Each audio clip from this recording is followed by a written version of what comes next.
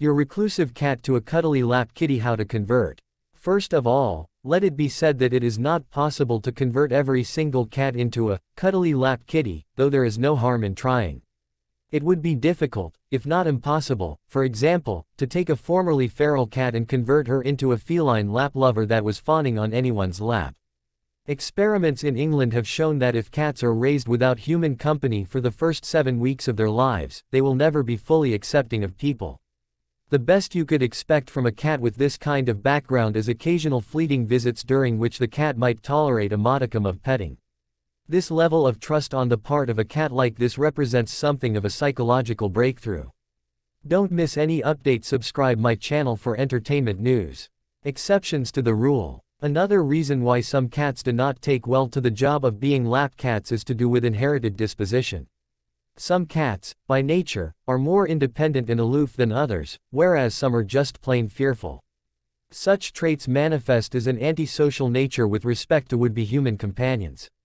Some of these reclusive cats may be coaxed out of their shell by kind and patient treatment, but even the best results that can be achieved in terms of friendliness to people may be a far cry from relaxed lap sitting. You should recognize these exceptions to the rule before trying to convert all comers to the noble art of lap sitting and the acceptance of liberal petting and cuddling. Nevertheless, the majority of cats are trainable this way as long as the owner goes about the process in the right way. There are some general rules that owners may want to consider when trying to forge such a close relationship with a cat. The way forward. 1. Where possible, select a cat that is the product of affectionate parents. 2. Obtain a very young cat. It's almost a case of the younger the better, though kittens adopted when they are too young can present the opposite problem of over-bonding or over-attachment. 3. Raise kittens with kindness and never physically punish them or yell at them. 4. If it is too late for any or all of the above, and the cat is already somewhat wary or reclusive, it is never too late to start trying to repair existing damage. 5. The general philosophy for successful rehabilitation is to create circumstances favorable for the cat to approach the owner, rather than the other way around. Striding up to a cat, thus invading her flight distance, apprehending her and placing her on your lap, thus invading her personal space, is exactly the wrong approach. 6. Arrange for rehabilitation to occur in quiet circumstances. Position yourself in a large room with the cat, and arm yourself with a good book and a bag of food treats that your cat finds delicious. The procedure will go more swiftly if you arrange for the cat to be slightly hungry at the beginning of the session, as this will increase the cat's motivation to accept the food treats. 7. Without moving from your comfortable chair or couch, toss a food treat in your cat's direction and be patient until she finds and consumes it. Repeat this procedure at intervals, dropping the food progressively closer to yourself and, finally, beside yourself on the couch or chair. 8. Next, arrange for the cat to take a food treat from your hand, gradually moving your hand toward your lap, only releasing the food treat if the cat puts her paws up on your lap. 9. Remember that you will certainly not be able to make a reclusive cat into a cuddly lap-sitting cat in one session. The whole process may take several weeks or even as much as a year. Be patient and be grateful for modest improvements. Never attempt hurry things along, never come on too strong, and never try to force the issue. Allow your cat to be drawn into a vacuum of food, affection, and petting that you provide for her. 10. Sometimes you can focus a cat on what you are doing more acutely by employing a click to signal the delivery of a treat. This focuses the cat's attention on you, the source of the click, and cues her to the subsequent gift of the food treat from you, i.e. you become the common link. The use of a clicker in this way may help quicken the retraining process. Clicker-trained cats seem to have more interest and faith in their owners than untrained cats. 11. The person trying to build the relationship with the cat should be the one to feed her regular food. It helps to have the cat meal-fed, and to have the meals put down as obviously as possible by the person wishing to forge the close bond. 12. The person trying to draw the reclusive cat out should probably arrange to play games with the cat at least a couple of times a day. Moving toys are best, such as cat dancers and pull toys on a string. If an appropriate combination of such measures is engaged in by a well-meaning cat owner, there is no reason that, over time, a relatively reclusive cat shouldn't be encouraged to come forward and interact affectionately. In many cases, lap sitting will then occur spontaneously, with its implicit permission to pet and cuddle. One caveat, however, is that if the cat wants to escape from the situation, or has had enough for any reason, she should not be restrained but should be allowed to hop off your lap at her pleasure. Cats are at their best when they are allowed to come and go as they please. In many cases, all it takes to produce the ideal, easily pet-able lap cat is to arrange for all the good things in life to come only and obviously from you. As Konrad Lorenz so aptly put it with respect to training, art and science aren't enough, patience is the basic stuff. And, you may have to be patient for quite some time. I have one cat that was skittish from the time that I rescued her, and she only became a completely cuddly lap cat at the age of 12, after years of catering to her in 2 geographical moves. Actually, I think it was one of these moves into a small temporary lodging that confined her close enough to my family that she had no alternative but to interact with us. The moral here may be that although you don't want to force your presence on a cat, you also don't want to provide the cat an opportunity to always be so far away from you that she never has to interact with you. And, for those few cats who never come round to becoming fully conversant with, or accepting of, lap sitting or cuddling, remember that this apparent shortfall does not necessarily mean that they have no affection for you, the owner. It may simply be that they show their affection in other ways. New study finds cats among mammals that can emit fluoresce. Fluorescent compounds were found in bone, teeth, claws, fur, feathers and skin. Don't miss any updates. Subscribe my channel for entertainment news. London, over the last few years, fluorescence under ultraviolet light has been reported among many animals, including birds, reptiles, insects and fish. However, not much has been known about the frequency of fluorescence among mammals. Until now. In a new study published today by researchers from the Western Australian Museum and Curtin University, fluorescence among mammals was found to be extremely common. Researchers studied 125 mammal species, both preserved and frozen, held in museum collections for the presence of apparent fluorescence under UV light, finding apparent fluorescence in all mammal specimens investigated to varying degrees. These include domestic cats, or Felis catus, along with polar bears, bats, mountain zebra, wombats, dwarf spinner dolphins, leopards and Tasmanian devils. Fluorescent compounds were found in bone, teeth, claws, fur, feathers and skin, researchers said. The fluorescent colors observed including red, yellow, green, pink and blue. We were quite curious to find out about fluorescence in mammals, said Kenny Trevion, curator of mammalogy at the Western Australian Museum and lead author of the study. By using the spectrophotometer in the School of Molecular and Life Sciences at Curtin University, we were able to measure the light that was emitted from each specimen when exposed to UV light. Scientists explain that fluorescence is the result of a chemical on the surface of a mammal, such as protein or carotenoid, that absorbs light before emitting it at longer and lower energy wavelengths, often a pink, green or blue glow. The platypus, one of Australia's most treasured species, was also found to fluoresce under UV light. To date, reports of fluorescence among mammals have been limited to a relatively small number of species, the study's authors said. Here, we are able to reproduce the results of these previous studies and observe apparent fluorescence in additional species. We report fluorescence for 125 mammal species. The most fluorescent animals were found to be all white or with lighter colored fur, which represented 107 out of 125 species, of about 86%. Fluorescence, however, was more masked by melanin in mammals with darker fur, such as the Tasmanian devil. There was a large amount of white fluorescence in the white fur of the koala, Tasmanian devil, short-beaked echidna, southern hairy-nosed wombat, quenda, greater bilby, and a cat, and while a zebra's white hairs glowed, its dark hairs did not, said Trevion. Only one mammal examined, the dwarf spinner dolphin, has no fluorescence externally.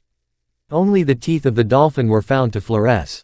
Fluorescence was most common and most intense among nocturnal species and those with terrestrial, arboreal, and fossorial habits, said Trevion.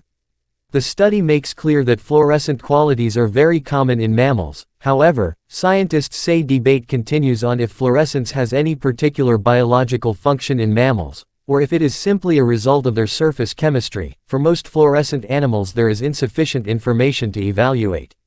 The only major mammalian clade missing from our dataset is lemur, a group that requires further investigation for the occurrence of luminescence. We predict, based on the prevalence of white fur, that this clade will also contain fluorescent species, the researchers said.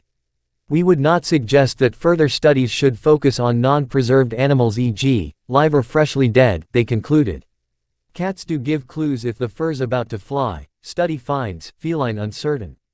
When cats get together it can be difficult to tell rough and tumble play from a full-blown scrap. Now researchers say they have decoded feline behavior to help owners spot when the fur might be about to fly.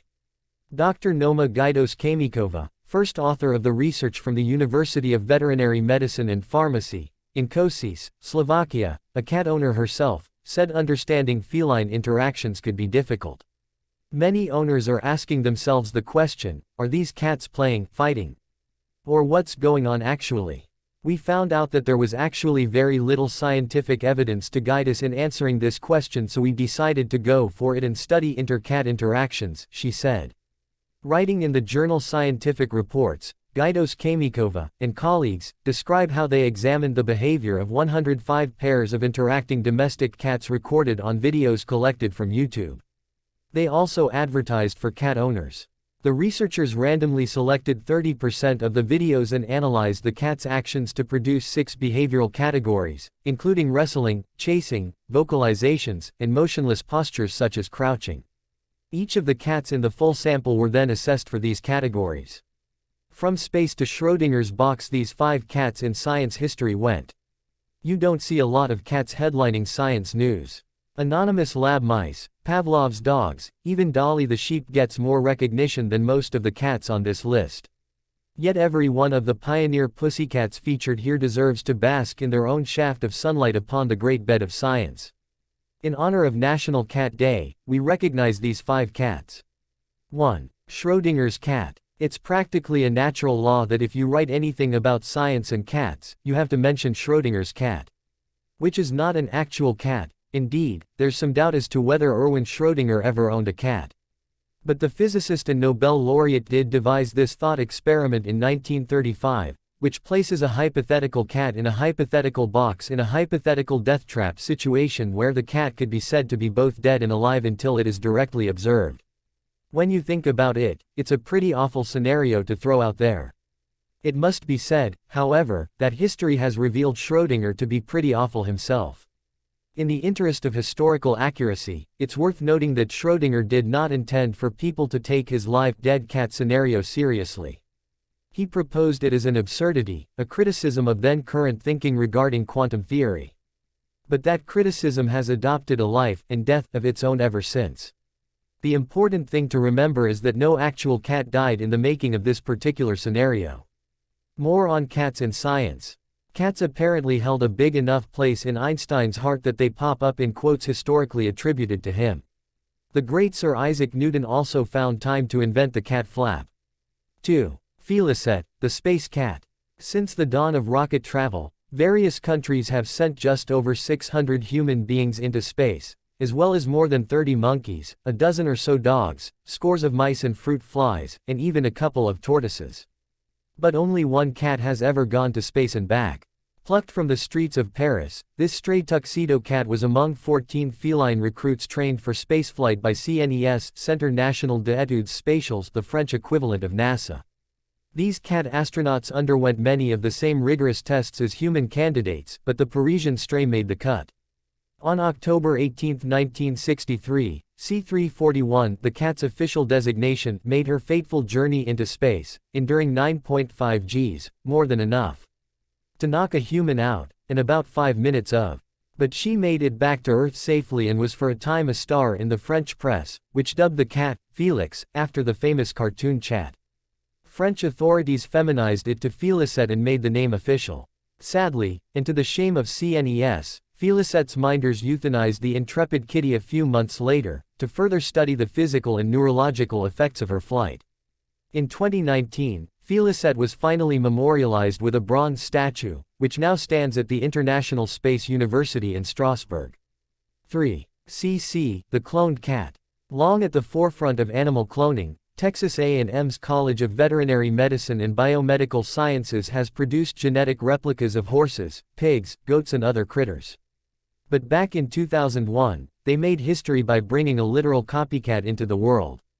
The appropriately named CC, the planet's first cloned cat, was the darling of researchers there. Created via nuclear transfer from the cells of Rainbow, a female short-hair cat who served as the donor, CC was herself a healthy genetic duplicate of Rainbow. Although the two cats were not perfect lookalikes, developmental variances gave the kitty clone a slightly different coloring and pattern on her coat. A member of the faculty adopted CC, who lived a life of luxury in a custom-built kitty condo in her owner's backyard. She even had a family of her own when she later gave birth, via natural methods, to 3 kittens. But CC's extraordinary origins conferred no special longevity, and in 2020 she died of kidney failure, at the respectable age of 18. Mr. Green Genes and Other Bioluminescent Cats. Bioluminescent cat. Courtesy Mayo Clinic. Anyone who has ever taken a picture of a cat or seen one in dim light knows that their eyes glow with a certain luminosity that makes them seem almost supernatural. But thanks to the intervention of science, it turns out that some rare cats can, in the right circumstances, produce a real glow-up. We're talking full-on bioluminescence, the kind of thing you see in fireflies and jellyfish. The first glow-in-the-dark cat was the aptly named Mr. Green Genes, a shout-out to a now obscure children's TV sidekick. In 2008, the New Orleans-based ginger cat had his genetic structure modified in an attempt to determine whether a foreign gene could be added to his biological makeup. The easiest way to test this, researchers decided, was to introduce green fluorescence protein, GFP, a gene associated with jellyfish that could be detected under ultraviolet light. It worked, and with no harm to the cat. A few years later, the prestigious Mayo Clinic used a similar procedure to study feline AIDS, hoping to also shed light on human AIDS and other diseases. Researchers inserted a gene into cat egg cells that was known to block the feline AIDS infection. This was accompanied by the jellyfish gene, not for any therapeutic benefit, but to confirm that the gene transfer was successful. If cats born from those egg cells lit up when subjected to UV light, researchers knew the transfer worked. Again, the procedure did the cats no harm. It did, however, create a generation of aspiring pet owners, including some members of the Discover staff, who wanted to know how they could get their own incandescent kitty.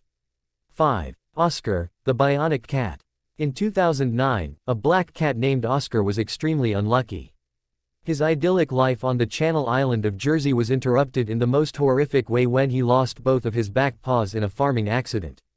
That might have been the end for most pets, but Oscar's luck changed when he was taken into the care of Noel Fitzpatrick, a veterinarian who specialized in orthopedics and neurosurgery. Fitzpatrick performed a first-of-its-kind operation, implanting 2 custom-made devices known as intraosseous transcutaneous amputation prosthetics (ITAP). As Discover and other media reported at the time, ITAP technology meant that skin from Oscar's amputated legs can actually grow into the prostheses, like a deer's skin grows into its antlers. Other animals have since benefited from that successful surgery, and ITAP has been explored as an option for human amputees. Meanwhile, Oscar became famous, featured on TV shows, documentaries, and is the subject of a 2013 book. Oscar, still hale and hearty, celebrated his 15th birthday in July of 2022. Cats, other mammals can glow in the dark. Research by the Western Australian Museum and Curtin University revealed that it's extremely common for mammals, including cats, to contain fluorescence, enabling them to shine in the night. After using ultraviolet light to examine 125 preserved mammal species representing 27 living mammalian orders and 79 families, the researchers discovered apparent fluorescence in all mammal samples.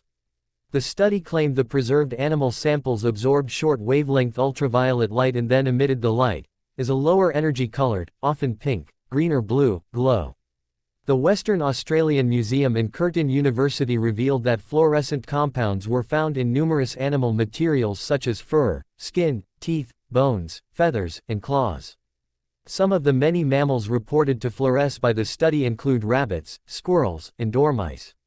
"We were quite curious to find out about fluorescence in mammals," said Kenny Trevelyan, lead author and curator of mammalogy at the Western Australian Museum, per ABC News. By using the spectrophotometer in the School of Molecular and Life Sciences at Curtin University, we were able to measure the light that was emitted from each specimen when exposed to UV light. Trevelyan added that the white fur in animals like the koala, short-beaked echidna, southern hairy-nosed wombat, and cat emitted a large amount of white fluorescence. He also revealed that the black hairs of a zebra didn't glow despite the animal's white hairs glowing. Fluorescence was most common and most intense among nocturnal species and those with terrestrial, arboreal, and fossorial habits, Trevian concluded. In the study's conclusions, researchers suggest that future research should use non-preserved animals that are either alive or have not been dead for long. This is due to the scientists discovering evidence that preservation methods could affect the intensity of fluorescence. Actually glow and people don't even realize it. New study finds cats. If you have ever looked at your beloved cat while in a dark room and thought that it appeared that they were glowing, you aren't wrong. A new study published October 4 by researchers from the Western Australian Museum and Curtin University found that certain mammals, including cats, emit fluorescence under ultraviolet light. That's right, our cats are even cooler than previously thought. Entertainment News reports, researchers studied 125 mammal species, both preserved and frozen, held in museum collections for the presence of apparent fluorescence under UV light, finding apparent fluorescence in all mammal specimens investigated to varying degrees. This study included cats, and fluorescent compounds were found in bones, teeth, claws, fur, feathers and skin. The compounds were also found in other mammals including polar bears, bats and leopards. The article also states, the most fluorescent animals were found to be all white or with lighter colored fur, which represented 107 out of 125 species, of about 86%. What the article doesn't state is how this helps animals or if it aids in their survival, so it's just basically a cool little factoid. It also didn't state if we can investigate this further in our own living rooms by checking out our own kitties using a UV light. I guess it is just something we all have to be content with knowing even if we don't always see it, that it's not just our cat's eyes that glow in the dark, it can be their bones and fur too. Just another reason why cats are absolutely the coolest. Scientists discover cats have the power to glow in the dark. Cats always land on their feet, are seen as a symbol of good luck in some cultures and enjoy 9 lives, but now feline folklore has received an extra boost as scientists have found they can even glow in the dark. The domestic cat is one of 125 species that has been found to have fluorescent properties that illuminate it under UV light. This ability has been noted in various animals in the past, including humans, but it was never known how widespread it was.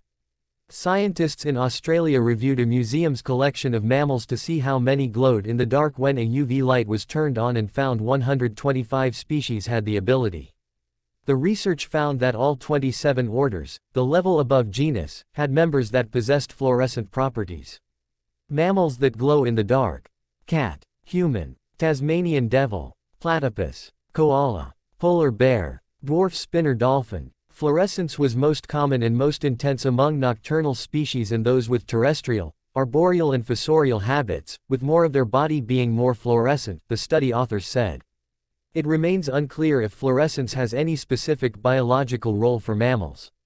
It appears to be a ubiquitous property of unpigmented fur and skin but may function to make these areas appear brighter, therefore enhance visual signaling, especially for nocturnal species.